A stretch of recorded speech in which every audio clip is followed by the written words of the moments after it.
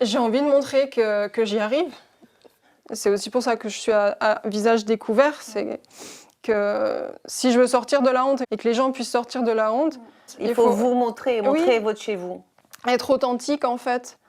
Ben, c'est courageux. Ouais. En tout cas, je vous félicite parce que c'est le premier pas. Hein. C'est difficile de jeter des choses dans cette pièce parce que moi, j'ai pas trop confiance toujours dans l'avenir. Alors, je m'accroche au passé. Parcours de vie difficile, anxiété, une partie un peu de dépression. J'ai besoin d'avoir mon stock de joie, donc j'arrive pas à forcément me débarrasser de tous ces témoins de choses que j'ai réussi, accomplies, ou de choses qui se sont bien passées, des moments de bonheur. À 27 ans, Jennifer n'a pas pu aller au bout de ses formations.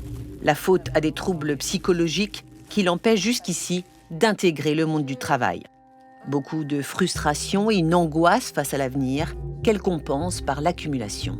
Ce qui est intéressant, c'est que ce trouble-là, on voit bien, donc fait partie du Diogène, mais ne devient pas forcément un Diogène dans le sens où une partie des personnes qui souffrent d'accumulation compulsive n'ont pas du tout de problème vis-à-vis de leur hygiène personnelle. Leur domicile peut être tout à fait propre, voire extrêmement ordonné, justement, mais il est en revanche complètement envahi par des objets divers et variés.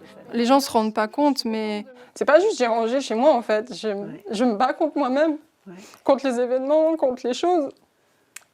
C'est vraiment un problème psychologique. J'aimerais qu'on le reconnaisse, que en fait, ça demande beaucoup d'efforts. Du courage, Jenny en a car elle revient de loin. Pendant des années, elle n'invitait personne dans son appartement par peur du jugement. Aujourd'hui, elle est fière d'avoir réussi à réorganiser son chez elle à sa façon.